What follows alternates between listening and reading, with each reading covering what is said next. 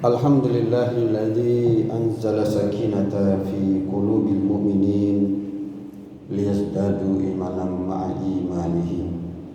Asyhadu an la ilaha illallah wahdahu la syarika lah wa asyhadu anna Muhammadan abduhu wa rasuluhu al-mab'utsu rahmatan lil alamin.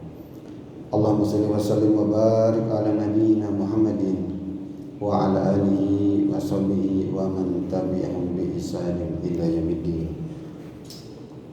Qala Allah Ta'ala fil kitabihil karim, a'udzu billahi minasyaitonir rajim. Ya ayyuhalladzina amanu taqullaha haqqa tuqatih wa la tamutunna illa wa antum muslimun. Amma ba'du fa ya ibadallah, usikum wa nafsi bittaqwallah faqad fazal muttaqun wa ta'atihi la'allakum turhamun. Jama'atul muslimin sedang Jumat rahimani rahimakumullah. Allah Ta'ala berfirman di dalam surah At-Taubah ayat 17 dan 18, berbunyi, maka nalil musyrikin ayya'muru masajidallah syahidina ala anfusihim bil kufr ulaika habitat a'maluhum wa fin nari hum khalidun. Innama ya'muru masajidallah man amana billahi wal yawmil akhir wa aqama as-salah wa ata az-zakah wa lam yakhsha illa Allah fa asa ulaika an yakunu minal muhtadin. Sadaqallahul adzim. Maknahu, tidaklah pantas orang-orang musyrik itu memakmurkan masjid-masjid Allah, karena mereka sendiri telah mengakui bahwasanya mereka kafir kepada Allah.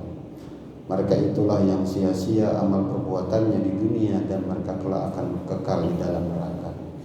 Sesungguhnya yang pantas memakmurkan masjid-masjid Allah itu hanyalah orang-orang yang beriman kepada Allah dan hari akhir. Mereka tetap mendirikan sholat, menunaikan zakat, serta mereka tidak takut kepada sesuatu pun kecuali hanya takut kepada Allah Subhanahu wa Ta'ala. Maka semoga orang-orang yang seperti itu yang memakmurkan masjid-masjid Allah, mereka itu mendapatkan petunjuknya Allah Subhanahu wa Ta'ala. Jamaah dimuliakan Allah Subhanahu wa Ta'ala. Asbabun nuzul ayat 17, 18 hingga 19 surah Taubah ini diriwayatkan, yakni berkaitan dengan satu peristiwa salah seorang pamannya Rasulullah SAW yang bernama Abbas bin Abdul Muttalib ketika itu menjadi tawanan perang Badar dan ia masih dalam keadaan musyrik. Para sahabat mendatanginya, mencelanya karena kenapa ia berani memerangi Rasulullah SAW. Abbas menjawab perkataan itu dengan dia mengatakan bahwasanya saya ataupun kami adalah orang-orang yang pertama memakmurkan Masjidil Haram, memberi minum jamaah haji, serta membebaskan para budak serta tawanan perang. Lalu sahabat-sahabat tadi mendatangi Rasulullah SAW menceritakan peristiwa itu. Lalu Allah Ta'ala menurunkan ayatnya, maka nalil musyrikin ayya'muru masajidallah ila ayat. Jangan dimuliakan Allah Subhanahu wa Ta'ala.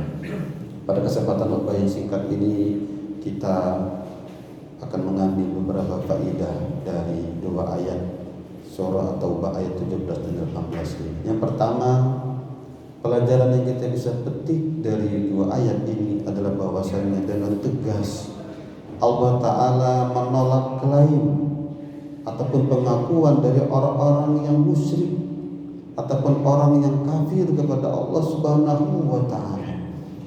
Seberapa banyaknya pun amalan yang telah mereka lakukan di dunia ini tidak bernilai sedikit pun di sisi Allah Subhanahu wa Ta'ala. Lahabitat a'maluhum, akan hancur binasa amal-amal mereka.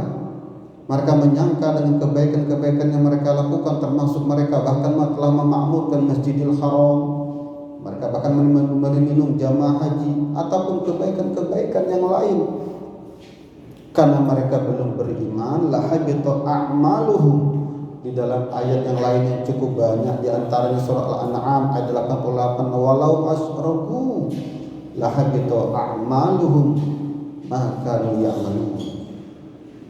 Karena mereka mensyirikatkan Allah, belum bersyahadat, belum mengakui keesaan Allah SWT dan Rasulullah SAW sebagai nabinya, maka amalan mereka tidak ada sedikit pun bernilai di sisi Allah, bahkan akan hancur sia-sia.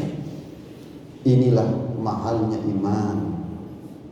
Karena bagi orang-orang yang beriman, sedikit apapun amal yang ia lakukan, maka boleh jadi kecil dalam pandangan manusia, tetapi boleh jadi besar di sisi Allah Subhanahu wa ta'ala. Inilah pentingnya dan bersyukurnya kita akan keimanan kita kepada Allah dan Rasulullah SAW. Jamaah dimulakan Allah Subhanahu wa ta'ala. Yang kedua, Allah Ta'ala telah memerintahkan kita agar kita senantiasa memakmurkan masjid-masjidnya. Bahkan dalam ayat tadi dengan tegas, ayat 18, Allah Ta'ala menyebutkan ciri-ciri orang yang pantas ataupun orang-orang yang layak disebut sebagai pemakmur masjid. Ciri yang pertama tentu man amana billahi wal yawmil akhir, orang-orang yang beriman pada Allah dan hari akhir. Jadi masjid-masjid ini hanya kita yang selayaknya memakmurkan masjid-masjid Allah di muka bumi ini.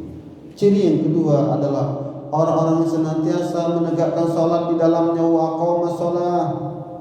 Karena masjid merupakan tempat kita bersujud, musola tempat kita salat, maka kegiatan yang paling utama di masjid-masjid itu tentu adalah pelaksanaan salat, terutama tentu salat-salat wajib yang hendaknya kita lakukan secara berjamaah.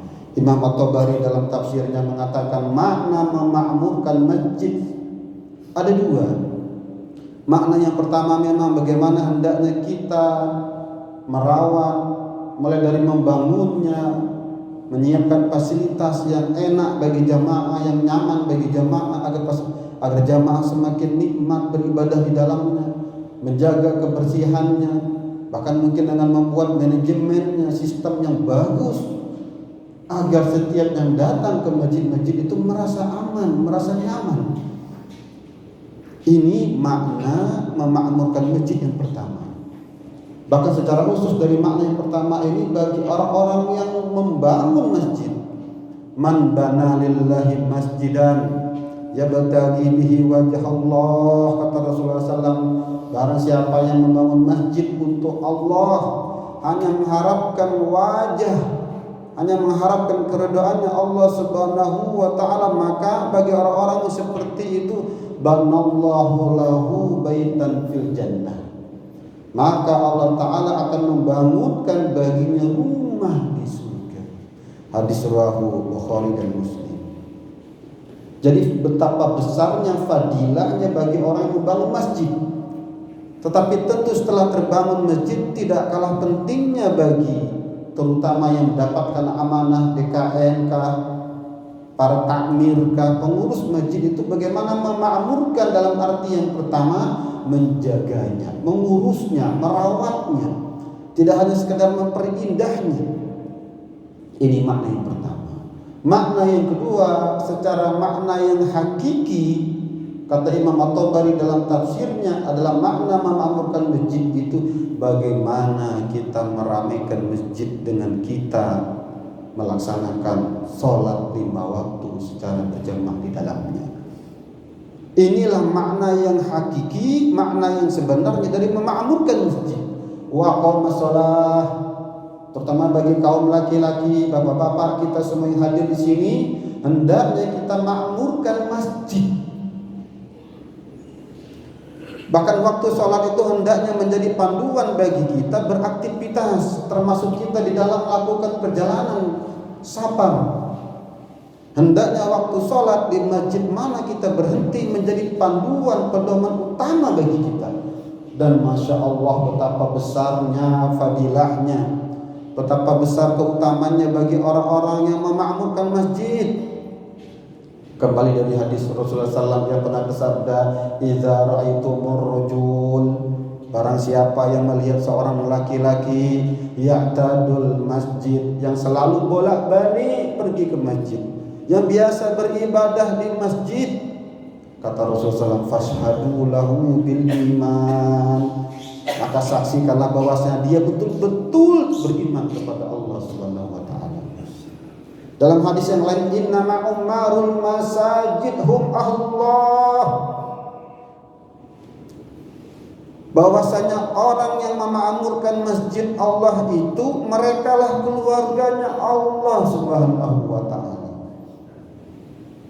Maka ketika orang datang ke sebuah tempat, dalam hal ini masjid-masjid Allah, maka Allah akan berkehendak memberikan sesuatu yang terbaik bagi orang-orang yang seperti itu. Betapa besarnya fadilahnya, keutamaannya bagi orang-orang yang memakmurkan masjid. Jamaah dimuliakan Allah Subhanahu wa taala. Tempat kebaikan mana lagi kalau bukan di dalam masjid-masjid Allah? Maka para ulama mengatakan, jika kita ingin melihat suatu kaum, jika kita ingin melihat sebuah masyarakat baik atau tidak, lihat masjidnya.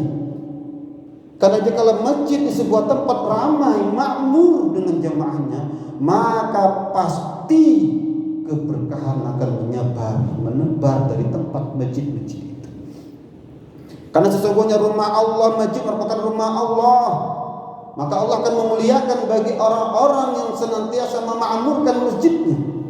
Kita jaga masjid kita, kita rawat masjid kita, kita beri fasilitas yang terbaik untuk masjid-masjid kita. Dan jangan lupa kita ramaikan, terutama dengan kita melaksanakan sholat 5 waktu secara berjamaah di dalamnya. Jamaah dimuliakan Allah Subhanahu wa taala.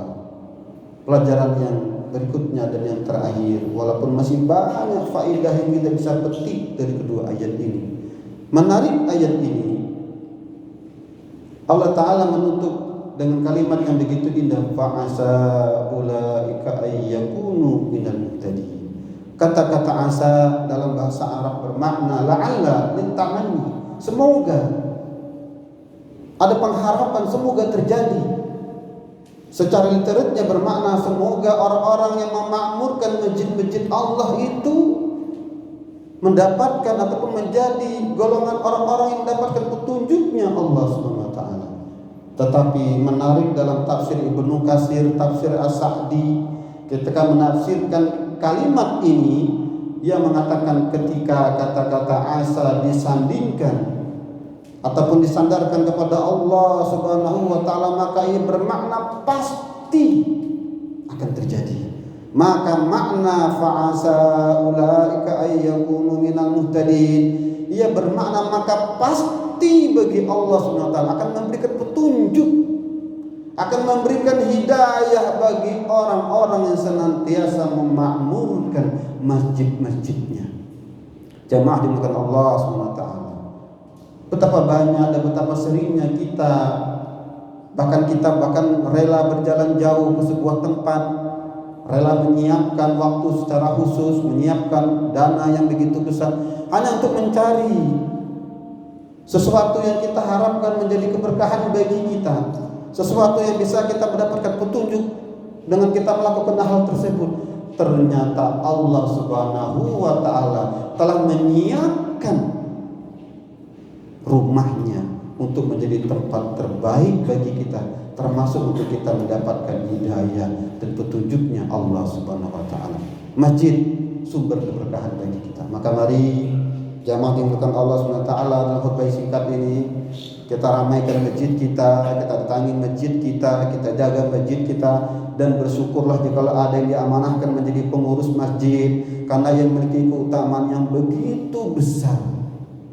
Terkhusus bagi kita yang memiliki kelapangan harta, jika ada sebuah tempat yang tidak ada masjid, maka sangat bagus jika kita bisa membangunnya. Man bana lillahi masjidan yabtaghi bihi wajh Allah banallahu lahu baitan fil jannah. Barang siapa yang membangun masjid untuk Allah, hanya mengharapkan ridhonya Allah SWT, maka kelak Allah akan membangunkan rumah baginya kelak di surga. Maka semoga kita yang hadir di sini menjadi pemakmur masjid.